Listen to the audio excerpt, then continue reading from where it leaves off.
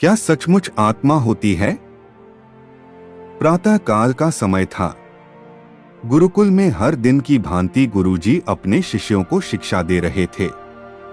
आज का विषय था आत्मा। आत्मा के बारे में बताते हुए गुरुजी ने गीता का यह श्लोक बोला, नैन छिन्दन्ति शस्त्राणि नैन दहति पावकः न चैन क्लेद्यन्त्यापो न शोष्यति मारुतः। अर्थात आत्मा को न शस्त्र छेद सकते हैं, न अग्नि जला सकती है, न जल उसे गला सकता है और न हवा उसे सुखा सकती है। इस आत्मा का कभी भी विनाश नहीं हो सकता है, यह अविनाशी है। यह सुनकर एक शिष्य को जिज्ञासा हुई। वह बोला, किंतु गुरुवर यह कैसे संभव है? यदि आत्मा का अस्तित्व है, वो अविनाशी है, तो भला वो इस नाशवान शरीर में कैसे वास करती है और वो हमें दिखाई क्यों नहीं देती? क्या सचमुच आत्मा होती है? गुरुजी मुस्कुराए और बोले, पुत्र, आज तुम रसोई घर से एक कटोरा दूध ले लेना और उसे सुरक्षित अपने कमरे में रख देना और कल इसी समय वह कटोरा लेकर यहाँ उपस्थित हो जाना। अगले दिन शिष्य कटोरा लेकर उपस्थित हो गया। गुरुजी ने पूछा, क्या दूध आज भी पीने योग्य है? शिष्य बोला, नहीं गुरुजी, यह तो कल रात ही फट गया था, लेकिन इसका मेरे प्रश्न से क्या लेना देना? गुरुजी शिष्य की बात काटते हुए बोले, आज भी तुम रसोई में जाना और एक कटोरा दही ले लेना और कल इसी समय कटोरा लेकर यहाँ उपस्थित हो जाना।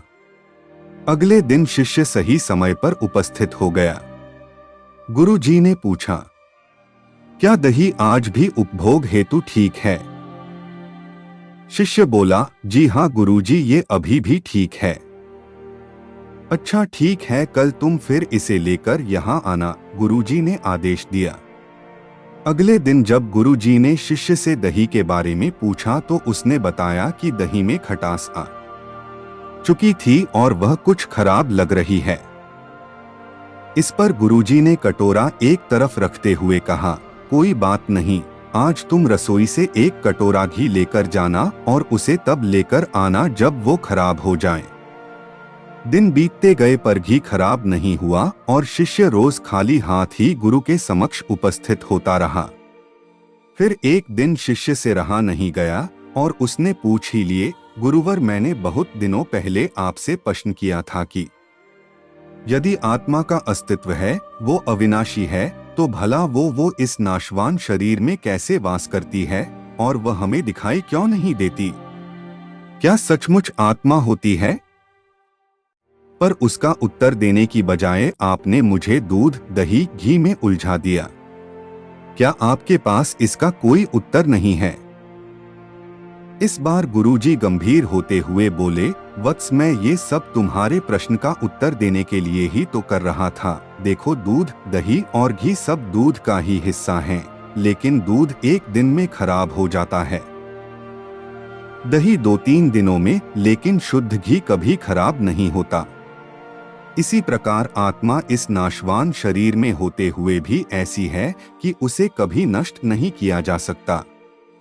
ठीक है गुरुजी, मान लिया कि आत्मा अविनाशी है, लेकिन हमें घी तो दिखी देता है पर आत्मा नहीं दिखती। शिष्य गुरुजी बोले, घी अपने आप ही तो नहीं दिखता ना?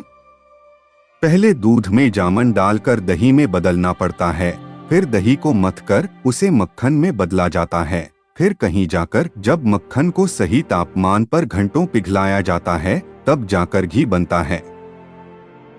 हर इंसान आत्मा का दर्शन यानी आत्मदर्शन कर सकता है, लेकिन उसके लिए पहले इस दूध रूपी शरीर को भजन रूपी जामन से पवित्र बनाना पड़ता है। उसके बाद कर्म की मथनी से इस शरीर को दीन दुखियों की सेवा में मथना होता है और फिर सालों तक साधना व तपस्या की आंच पर इसे तपाना होता है, तब जाकर आत्मदर्शन संभव हो पाता है।